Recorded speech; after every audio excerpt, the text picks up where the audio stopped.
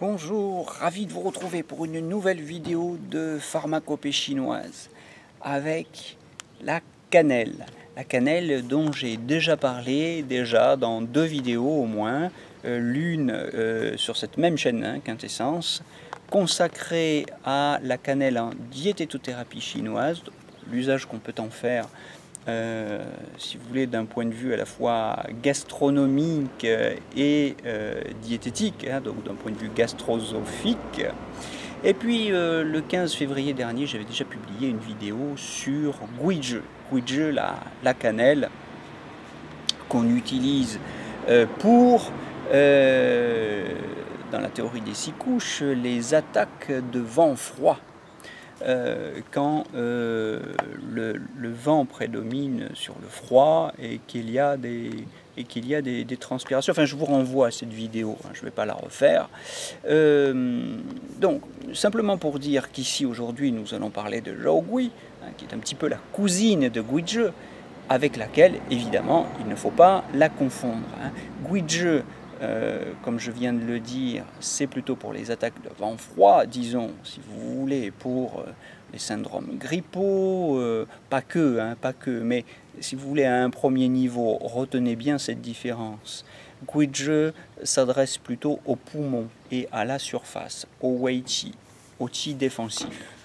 Tandis que Zhao Gui, dont nous allons parler aujourd'hui, hein, l'écorce de cannelle, Cortex cinnamomi, qui a une saveur exactement identique. Hein. C'est aussi une plante piquante et douce, mais de nature plus chaude et qui, hein, alors que Guizhi était tiède, Zhao Gui est plus chaude, et qui a des tropismes rate, foie, rein et vessie. Hein. Donc au niveau du réchauffeur moyen et du réchauffeur inférieur. Vous voyez, c'est un petit peu différent. On va viser davantage l'interne avec Zhao Gui. Voilà, alors regardons un petit peu les fonctions qui sont de réchauffer les reins, qui sont d'aider les reins à saisir le qi dans les dyspnées par vide de qi des reins. Le poumon n'est pas le seul organe impliqué dans les problèmes respiratoires. Il faut éventuellement aussi aller regarder du côté du rein.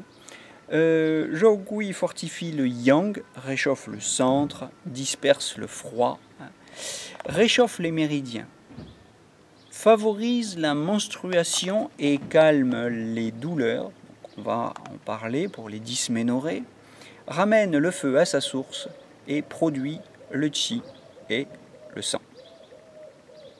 Alors on l'utilise pour les indications suivantes: vide de yang des reins, classique, hein, avec impuissance, spermatorrhée, frilosité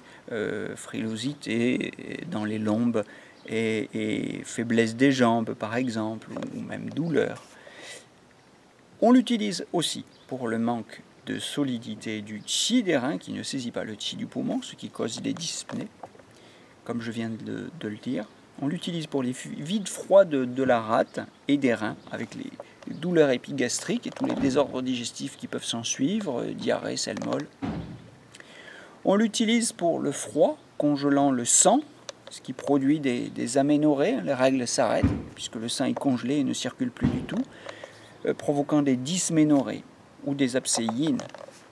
On l'utilise pour les affaiblissements du feu de Migmen, le feu des reins.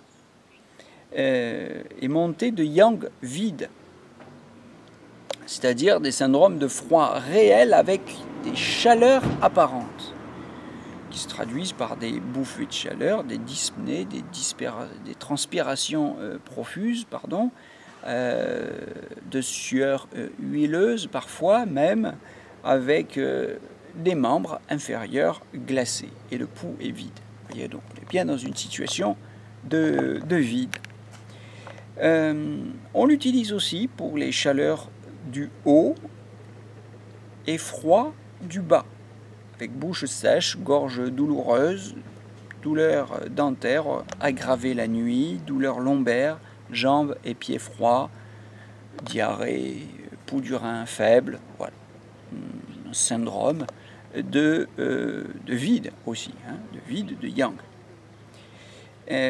affectant les liquides. On l'utilise enfin pour les vides de qi et de sang. Alors on combine fréquemment cette cannelle avec l'aconite, évidemment, pour obtenir un super effet échauffant. On la combine aussi avec Shu Di Huang et Shan Zhuyu pour le vide de yang du rein et l'affaiblissement du feu de Migmen, ou le double vide de la rate et des reins, avec des douleurs abdominales et les désordres digestifs tels que diarrhée et perte de l'appétit.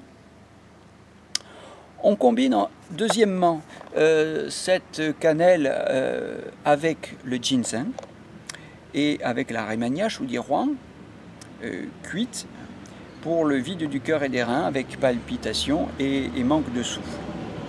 On la combine encore, cette cannelle, avec l'astragale Huangqi et l'angélique Dangui pour les vides de qi du sang.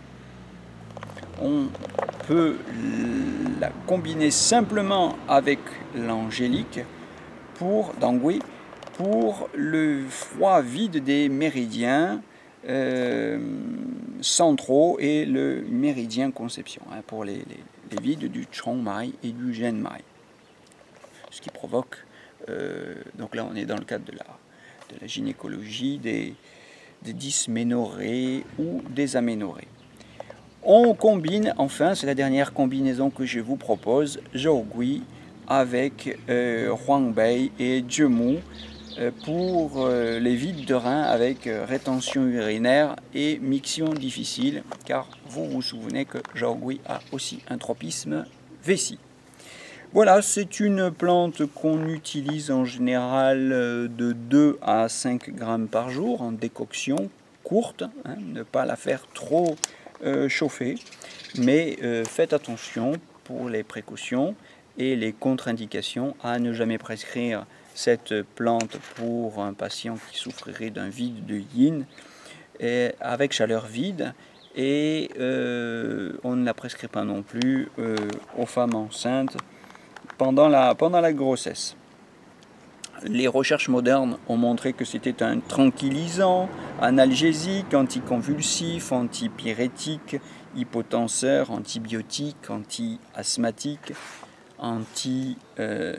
antibactérien, un stomachique, un stimulant intestinal et un bon digestif. Voilà, on la trouve dans les formules de référence que vous reconnaîtrez peut-être, notamment Ba Wei Di Huang Wan, Gui Fu Li Zhong Wan, hein, qui est donc Li Zhong Wan, à laquelle j'ai déjà consacré une vidéo enrichie de Gui, de Zhou Gui et de Fuzi, comme je l'ai indiqué dans les combinaisons très intéressantes qui permettent d'augmenter l'effet échauffant d'une prescription.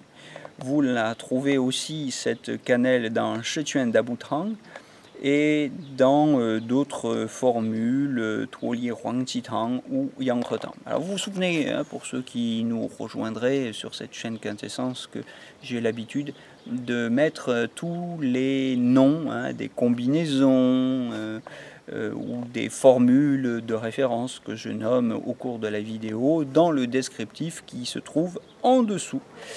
Et ça, c'est pour vous faciliter l'apprentissage et les recherches. Voilà, donc je rajouterai simplement en commentaire qu'il faut distinguer Zhougui de Guipi et de Guizhi. Bien que certains auteurs considèrent que la deuxième herbe, Guipi, est une qualité inférieure de la première, les indications sont sensiblement différentes. Zhougui s'adresse plus clairement à l'interne et au rein, tandis que Guipi est une herbe qui traite surtout les syndromes de Bi, hein, les syndromes d'obstruction douloureuse, et s'adresse à la rate et à l'estomac. Guizhi se dirige principalement vers l'externe et le foyer supérieur. Une représentation simplifiée permet de relater chaque herbe à un réchauffeur différent. Guizhi pour le réchauffeur supérieur, Guipi pour le réchauffeur moyen et Zhaogui pour le réchauffeur inférieur. Différentes techniques de préparation permettent une utilisation très souple de ces herbes. Guipi assez peu utilisé, mais effectivement on utilise volontiers pour les froids, les vides froids du centre ou les froids plénitudes sur le centre. On utilise plutôt Zhaogui. Voilà, mais enfin c'est intéressant de savoir qu'il y a donc non pas non pas une, ni même deux, mais 3 cannelles. Et ça permet effectivement d'enrichir très vite et considérablement notre arsenal de plantes chinoises. Voilà, j'espère que cette vidéo vous aura été utile. N'hésitez pas à me faire des retours. Et rencontrons-nous bientôt, journée portes ouvertes le 22 juin 2019 à la Phare les Oliviers de 14h à 16h, 17h pour parler de la manière dont nous travaillerons tout au long de l'année 2019 et 2020. Je vous souhaite une belle journée et je vous donne rendez-vous à très vite.